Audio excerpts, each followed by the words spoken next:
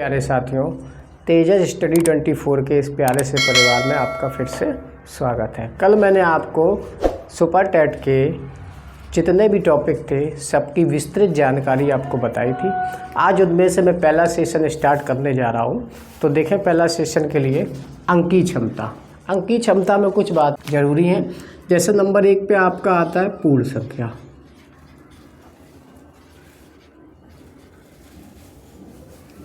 पूर्ण संख्या क्या होता है? ऐसी संख्याएं, कहने का मतलब ये है, ऐसी संख्याएं जो 0 से प्रारंभ होती हैं और अनंत तक चलती रहती हैं, वो सारी संख्याएं क्या कहलाती हैं? पूर्ण संख्याएं। समझे ध्यान से, ऐसी संख्याएं जो 0 से प्रारंभ होती हैं और अनंत तक जाती हैं, अनंत तक जाती हैं। जैसे देख लें आप, जैसे यहाँ पर आपके सामने कुछ एग्जाम्पल में लिख रहा हूँ।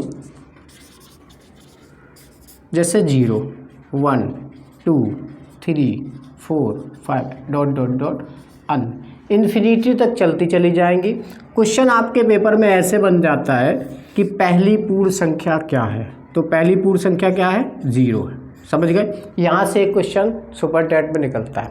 फिर आगे बढ़ते हैं इसी क्रम में। इसके बाद आता है पूर्ण संख्या के बाद नंबर 2 आता है आपका प्राकृतिक संख्या। प्राकृतिक संख्या बहुत सरल संख्याएं होती हैं, जरा ध्यान से समझ लें। प्राकृतिक संख्या, प्राकृतिक संख्या क्या होती हैं?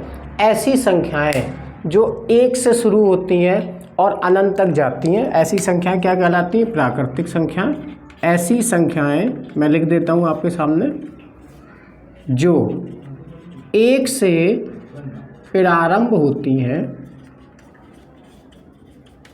और अनंत तक जाती हैं। तो पहली प्राकृतिक संख्या आपसे अगर पेपर में पूछा जाएगा तो पहली प्राकृतिक संख्या आप क्या बता देंगे? तो पहली प्राकृतिक संख्या हो जाएगी 1, 2, 3, 4, 5, 6, 7, ऐसी ही इन्फिनिटी तक चलती रहेंगी। और सुपर टेट से ये क्वेश्चन निकलता है कि पहली प्राकृतिक संख्या कौन सी है? तो पहली प्राकृतिक संख्या 1 है। इसी क्रम में आगे बढ़ते हैं। अगली जो आपकी संख्या आती है वो आपकी अभाज्य संख्या कहलाती है। तो ध्यान से देखें, नंबर 3 आपका टॉपिक आ गया अभाज्य संख्या। बहुत ही महत्वपूर्ण टॉपिक है ये अभाज्य संख्या। जरा ध्यान से समझें क्या महत्वपूर्ण है इसमें। इसमें ऐसा क्या होता है कि ऐसी संख्याएं जो केवल खुद के ही पाड़े से विभाज्य हो। जैसे पहली अभाज्य संख्या 2 होती है, 2, ठीक है।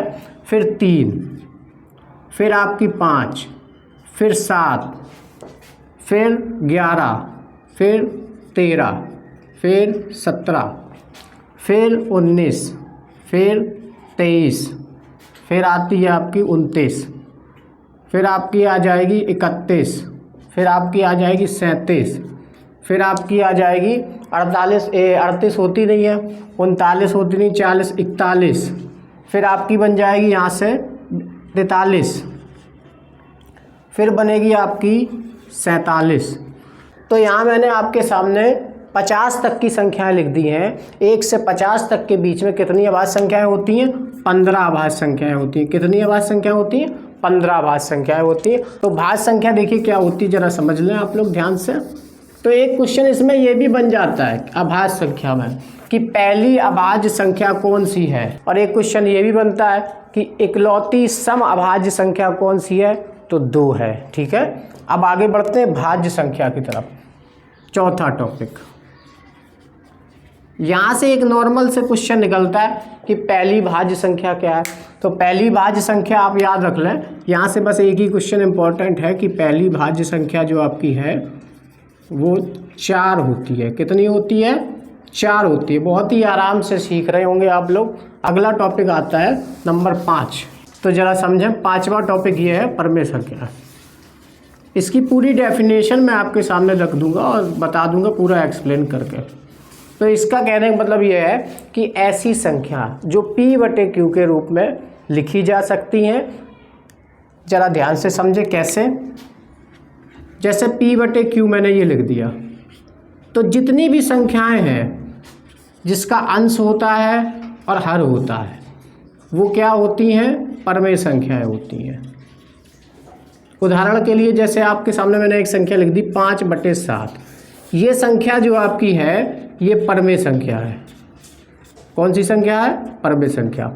अब यहाँ कहने का मतलब ये है, क्या 6 परमेय संख्या नहीं है? 6 भी है बेटा, ध्यान से देखें।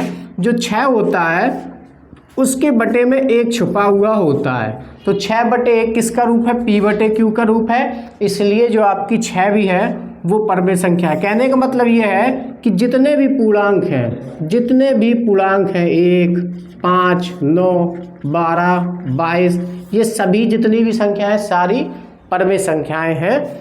और दूसरी बात, एक और परमेय संख्या का रूप होता है दशमलव वाली। जैसे यहाँ पर मैंने लिख दिया 6.7, क्या ये परमेय संख्या है? तो ये भी परमेय संख्या है। कैसे परमेय संख्या है? कह दो, अभी तो आपने बताया था कि p/q का रूप होता है, लेकिन ये p/q का रूप ही है। जरा देखें ध्यान से, 6 अब जब यहाँ से आप दशमलव हटाएंगे यहाँ से, तो नीचे क्या बन जाएगा? 10 बन जाएगा।